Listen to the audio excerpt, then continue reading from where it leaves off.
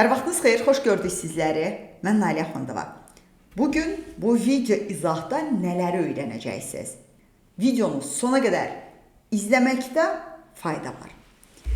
Üç bucağın bir tərəf ətrafında fırlanmasından əmələ gələn cismin səthinin sahəsi və həcmi haqqında və yaxud da ki, hər hansısa bir funksiyanın OX və ya OY oxu ətrafında fırlanmasından əmələ gələn cismin və yaxud da onun simmetri oxu ətrafında fırlanmasından əmələ gələn cismin səthinin sahəsi və həcmi anlayışları haqqında məlumatlı olacaqsınız.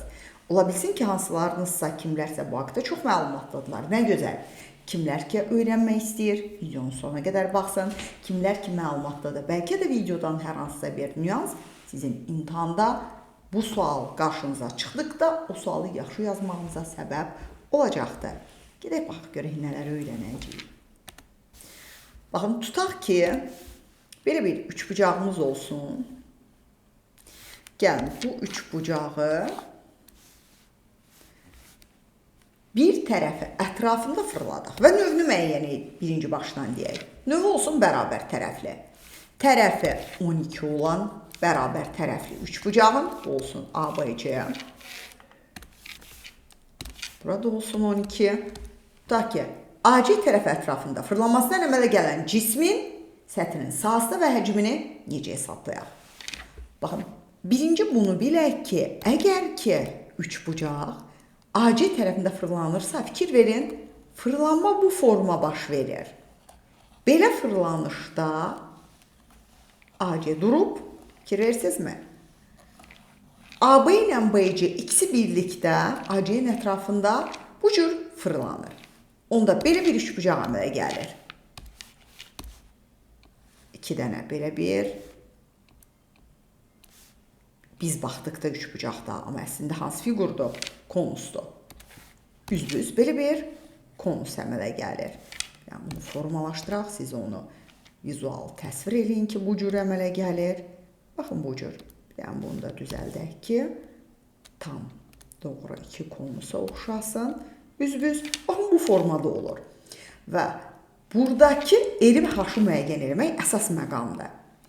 Gətirdim, B ilə birləşdirdim bu O nöqtəsini ki, BO konusda R rol oynuyor, R konusdur. Amma H, ABC üçbucağıdır.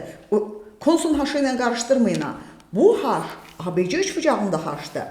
Bərabər tərəflidə hündürlüyün düsturu nə idi?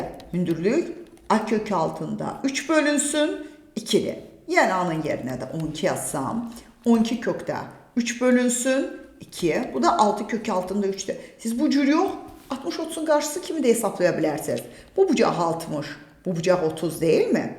30'un qarşısı AO olur. Konus da H. Konusun H-ıdır, amma bərabər tərəfli. Üçbucağın tərəfinin yarısıdır. Yəni 6'dır. Dediyim kimi, bax, onu buradan da tapa bilərsiniz.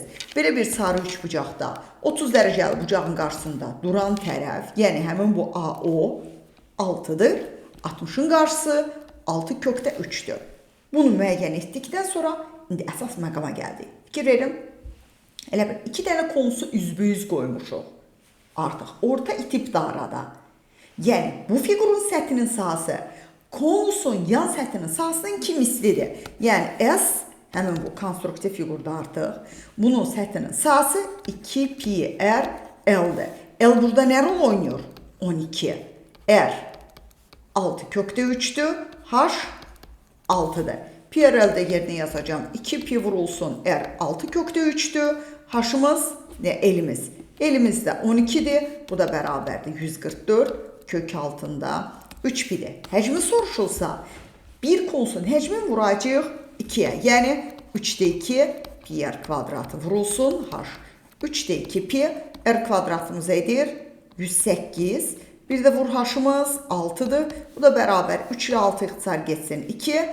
Yəni 108 vur 4 pi. Cavabımız 432 pi'dir. Gəlin, növbəti bir misal üzərində də siz videonu saxlayın, özünüz işləyin bu tapşırığı. Sonra video izahla, doğru olub olmadığını yoxlayın ki, növbəti tapşırığa keçək. Baxaq, yenə belə bir bərabər tərəfli üçbucağımız olsun. Bu dəfə tərəf olsun A, B, C üçbucağının. Rastgele deyək. Tərəf olsun 18. ABC 3 bərabər tərəfli üçbucağının bir tərəf ətrafında fırlanmasından əmələ gələn cismin həcmi ilə səthinin sahasını tapaq. Fırlanmadan belə bir fiqur əmələ gələcək. Hətta mən bunu buradan kopirovkalayıram, yəni kopyalayıram. Gətirəm bunu bu cür, burada formalaşdırıram.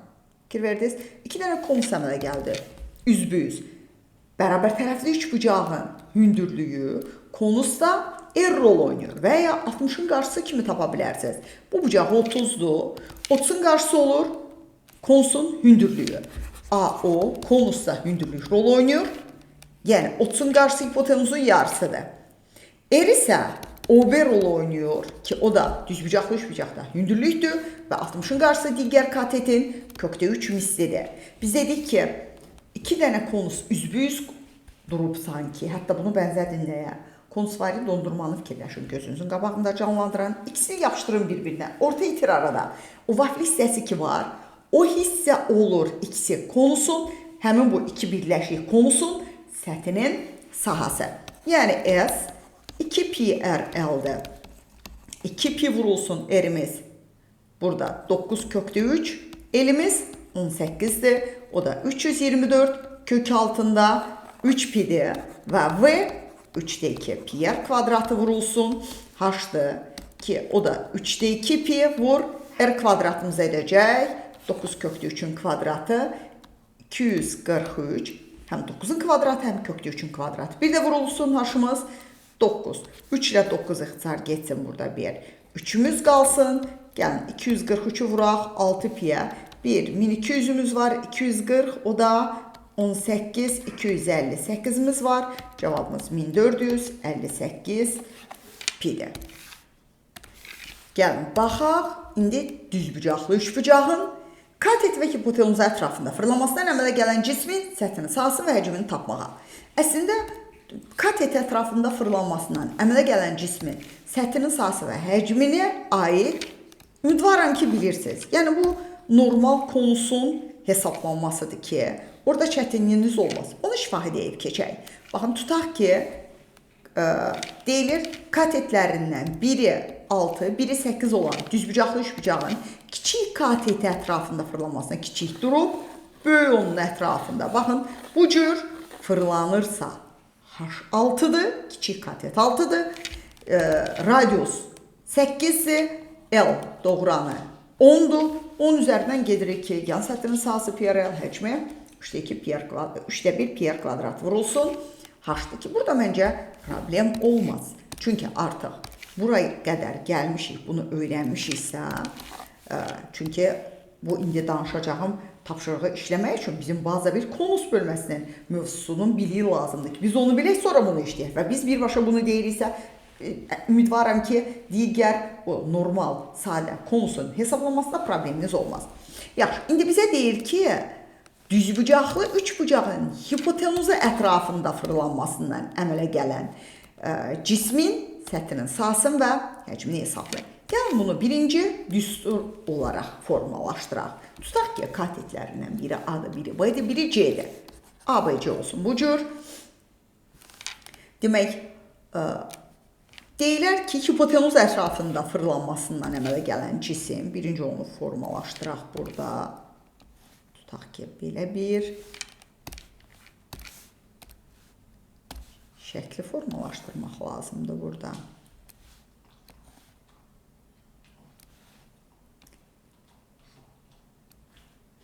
Mütləq cızmaqara olsa belə şəklini həmişə çəkməyə çalışın ki, sizdə artıq vizual bir təsvir formalaşsın. Baxın, 2 dənə konus oldu. Yenə üzbüz. Biri kiçik, biri böyük.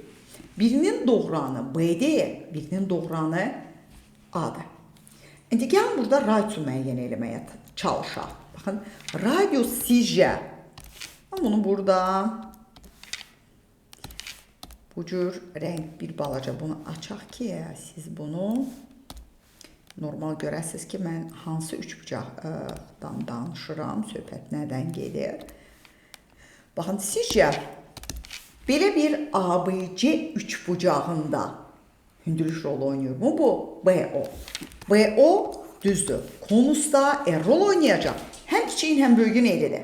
Bu ayrı bir məsələ.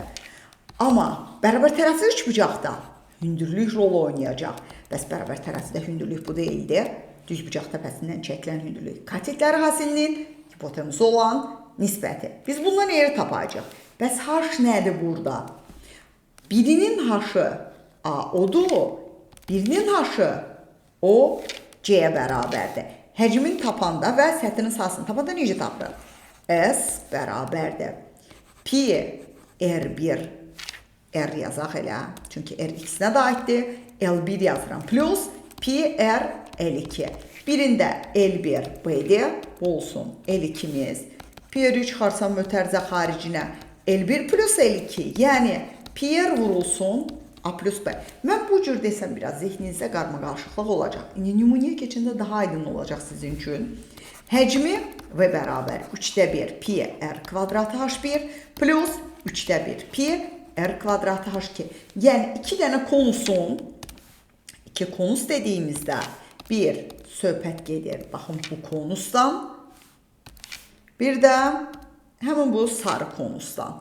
Bir balaca bunu da tünd hissəsini açaq ki, siz bunu görəndə normal bu cür olsun.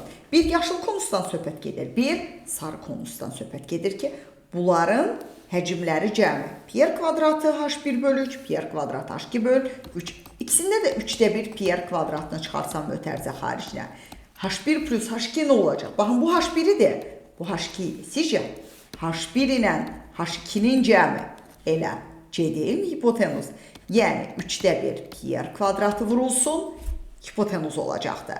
Gəlin indi onu bu cür bir məsələyə çevirək. Tutaq ki, düzbucaqlı üçbucağın katetlərindən, bir kiçik katet deyəcəm ki, tez hesablayaq. Katetlərindən biri 3'dür, biri 4'dür.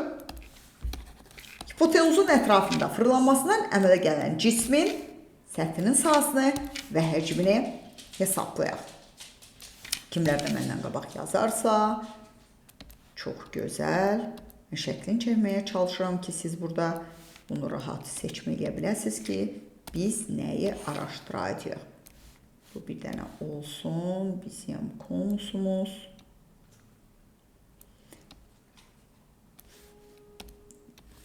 Tamam, bu olsun bizim konusumuz.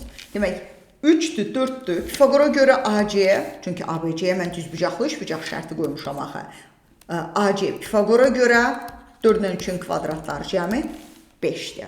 Onda birinin doğranı 3'dür, birinin doğranı 4'dür.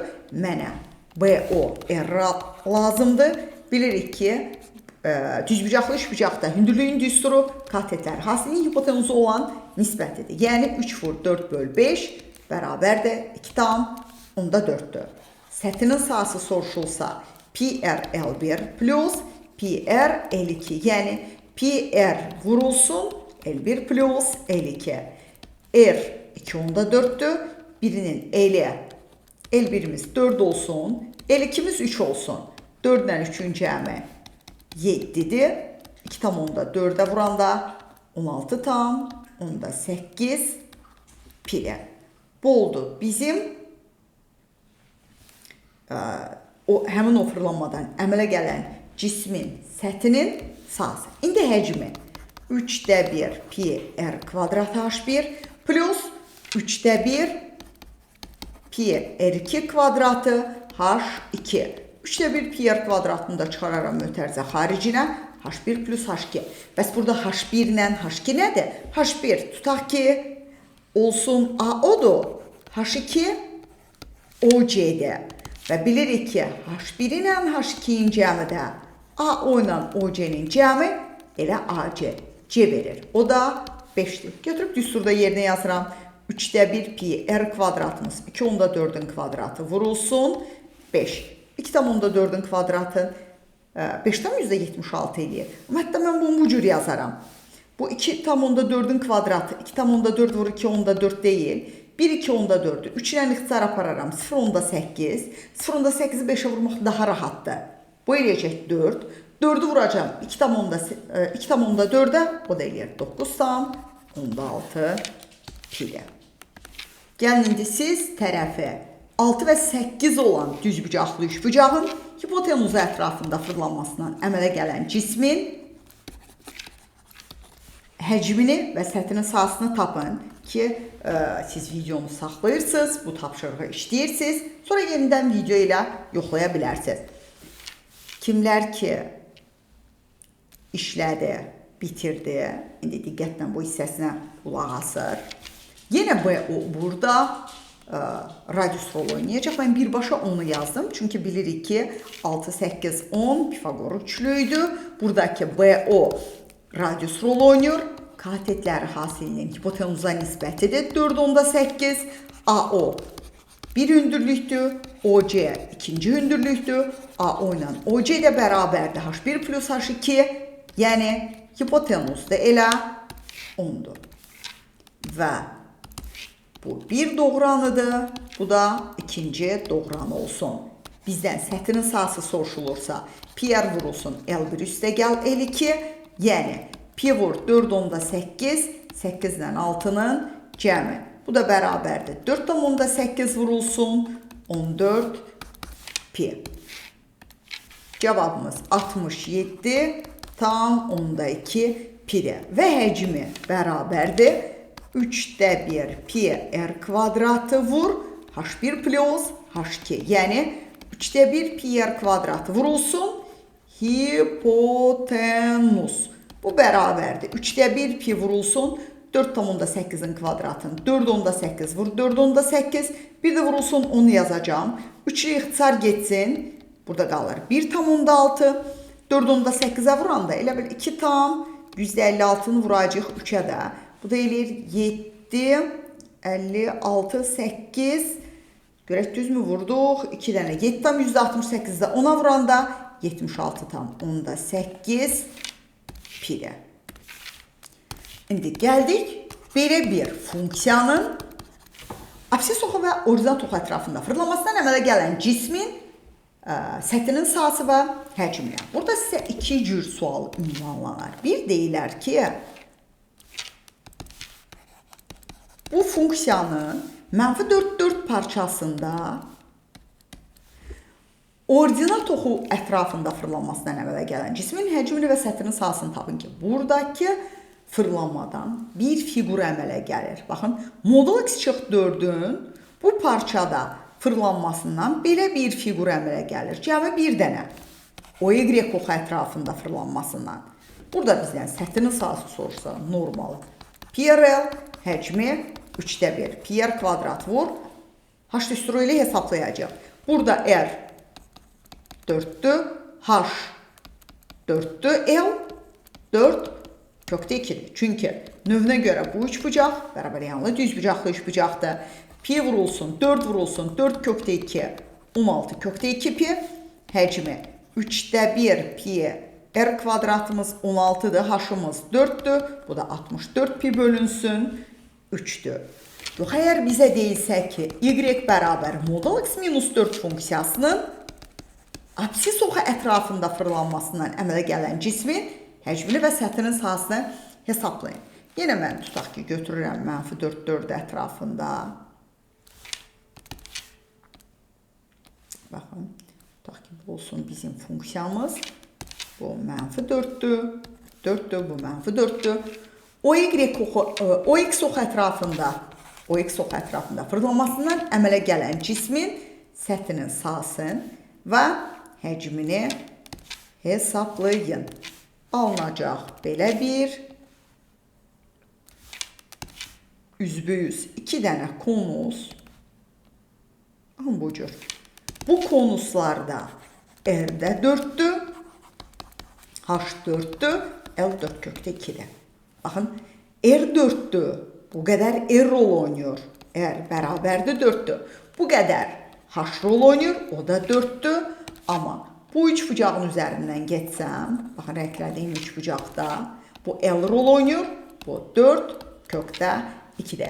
İndi səthinin sahəsi soruşsa, yenə orta tipdə, az öncəki tapşırıqlardan birində göstərdiyimiz kimi, orta tipdə arada. Yəni oturacaq artıq yoxdur. düsturumuz pi r eli vururuq 2-yə. 2 pi vur 4 vur 4 kökdə 2. Bu eləyəcək 32 kök altında 2 pi. Həcmi 3-də 2. Pi r kvadratı vurulsun h. Yəni 3-də 2 pi vur r kvadratımız 16-dır. H-ımız neçədir? H-da 4-dür. Bu da bərabərdir 128 pi bölünsün 3. İndi siz işləyirsiniz eyni bu tipli. Yəni, bax, burada hesablamamızda düz oldu mu? 32 kök altında 2 pi. Bu düzdür. 3'də 2 pi r kvadratımız 16 vur 4. O da 64'ü 2'ye vurduq. 128 pi bölünsün 3'dür. Doğru yazmışam. Onu da getdik. Belə bir tapşırığı siz işləyirsiniz. Yenə videonu saxlayın. Bu tapşırığı özünüz işləyin. Y bərabərdir modul x mənfisi ilə. Üzərinə gəl 5 funksiyasının mənfi 5 parçasında absis ox ətrafında fırlanmasından əmələ gələn cismin həcmini və səthinin sahəsini araşdırın. Qollar aşağı doğrudur. Videonu saxlayın, özünüz işləyin. Sonra izahata baxın. Bura 5'dir, bura mənfi 5'dir. Absis ox ətrafında fırlanmasından, burada gəldi mənfi 5. Belə bir 2 dənə üzbüz konus alındı ki R5'dir. Hətta sizə bir ipucu deyim.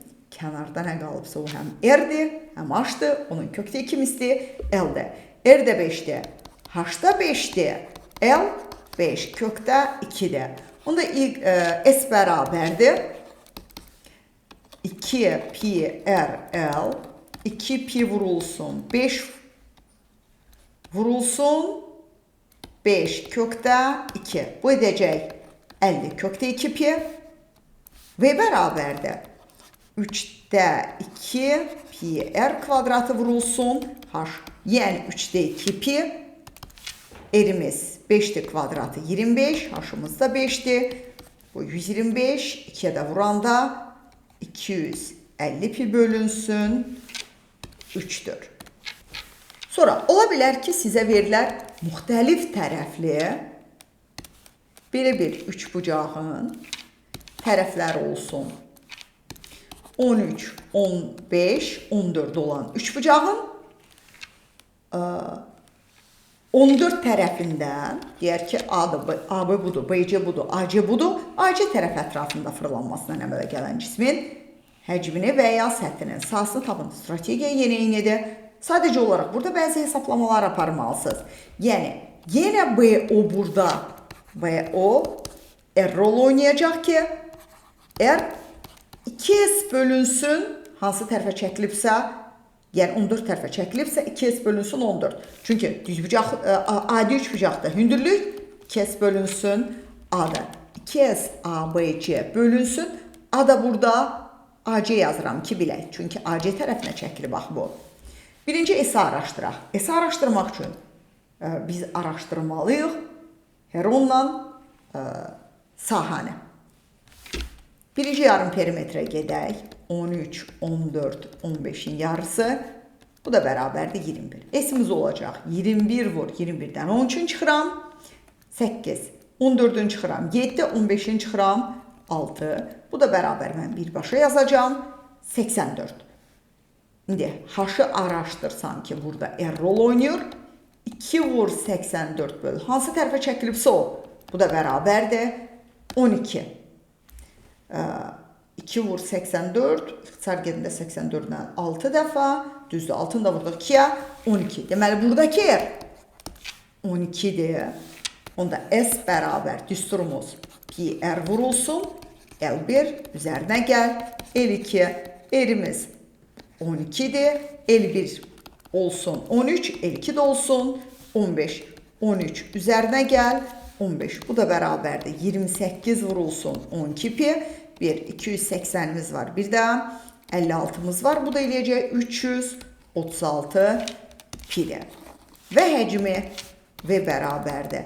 3'də 1 pi R kvadratı vur H1 plus 3'də 1 pi R kvadratı vur H2. H1 ilə H2 nədir? Biri AO'dur, digəri OC'dir. İndi burada fikir verin. 3'də 1 pi R kvadratını çıxarsam mötərizə xaricinə geriyə qalacaq H1 plus H2. Yəni 3-də 1 pi vur. R kvadratımız eləyəcək. R-miz neçə idi? 12 idi məncə. Kvadrat eləyəcək 144. H1-dən H2-nin cəmi. Bu eləyirmi elə? 14. Bu bərabər. 3 ilə ixtisar getsin. 48. 48-i vuraq 14 pi-yə. 48-i vuranda 14-ə. Yenə bir 480-imiz, bir 160, 192-miz var. Bu da bərabərdir 672 pi-dir.